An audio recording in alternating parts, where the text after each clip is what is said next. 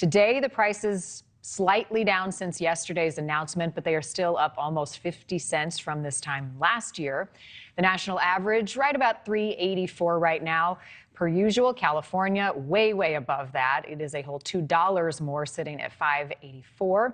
The governor of California, who is up for re-election, is pointing the blame at oil companies. Every time gas prices spike in California, the same story plays out.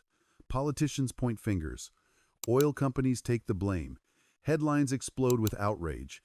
And for a moment, it feels like the problem has been identified. But then, it happens again. Prices fall briefly, spike again, and the cycle repeats, leaving drivers frustrated and confused. If blaming oil companies actually solved the problem, California would have stable gas prices by now. Instead, volatility keeps getting worse. The uncomfortable truth is that gas prices aren't being driven by one villain or one decision. They're the result of a long chain of constraints, risks, and incentives that most people never see. A system that has been tightened year after year until even small disruptions trigger big reactions. By the time prices change at the pump, the damage has already been done somewhere else in infrastructure decisions, regulatory timelines, or supply limitations that happened weeks or months earlier.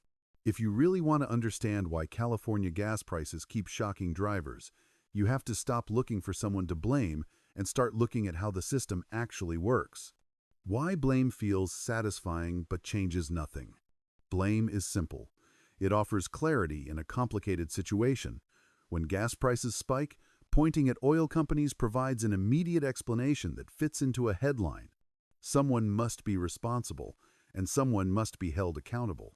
But gas prices in California don't behave like the result of a single decision. They behave like the output of a stressed system. And stressed systems don't respond to blame, they respond to structure. Over time, California has built one of the most constrained fuel markets in the country. Each new rule, requirement, or restriction may have served a specific goal, but together they have created a system with very little flexibility. When flexibility disappears, volatility takes its place. How gas prices are actually formed. Gas prices reflect more than the cost of crude oil. They include refining capacity, transportation, storage, compliance costs, taxes, and risk premiums. In a healthy market, these factors balance each other. In California, many of those balancing forces have weakened. Refining capacity is limited. Storage is tight. Imports are restricted by fuel specifications.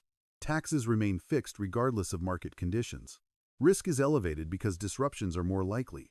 Each of these factors nudges prices higher. Together, they amplify every shock. Why supply matters more than headlines? Supply problems don't always look like shortages. In modern fuel markets, shortages are often avoided by allowing prices to rise. Higher prices reduce demand just enough to keep fuel available. This is why California rarely sees empty stations. Instead, drivers see sudden price jumps. When supply is tight, prices move fast. When supply is flexible, prices move slowly. California has chosen a system with very little flexibility, the long road to a price spike. Most price spikes are months in the making: a delayed maintenance project, a canceled refinery upgrade, a regulatory approval that takes longer than expected. Each decision seems minor at the time, but over months and years, they reduce resilience.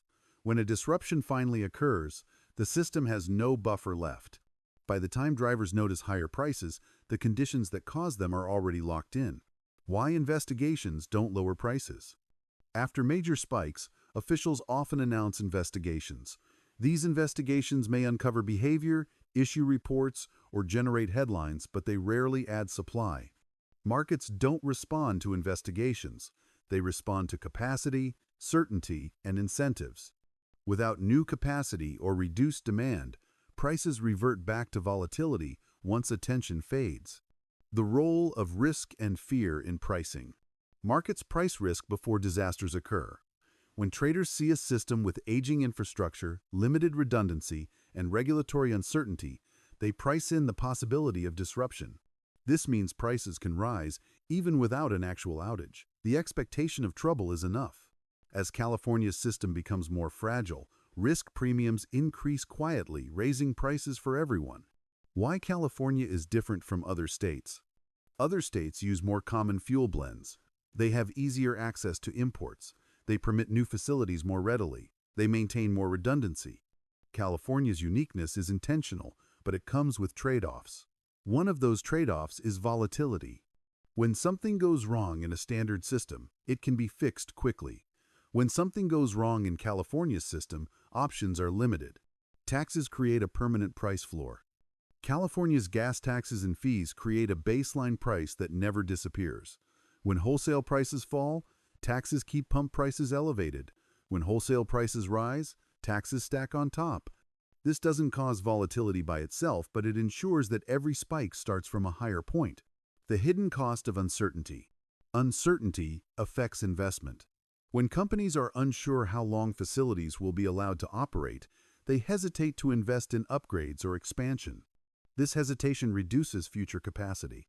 Reduced capacity increases volatility. It's a slow process, but the effects accumulate.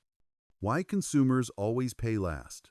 Consumers are at the end of the chain. They don't see early warning signs. They don't get advance notice of supply constraints. They experience the result when prices change. This creates the impression that prices are arbitrary. In reality, they are delayed reactions. The economic spillover. Gas price volatility affects more than drivers. Transportation costs fluctuate. Goods become more expensive. Services adjust pricing to absorb uncertainty. Over time, this instability becomes a hidden tax on the economy. Why stability is so hard to restore? Stability requires slack. Slack requires investment or reduced demand. California has discouraged investment while demand remains. Until one of those factors changes significantly, volatility will continue. What drivers should understand? Gas price spikes are not accidents. They are signals that the system is under stress.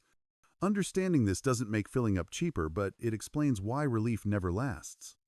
California keeps searching for someone to blame. But the gas price problem is not about villains. It's about design. A tightly constrained system produces unstable outcomes. Until that structure changes, the cycle of spikes, outrage, and frustration will repeat no matter who takes the blame next time.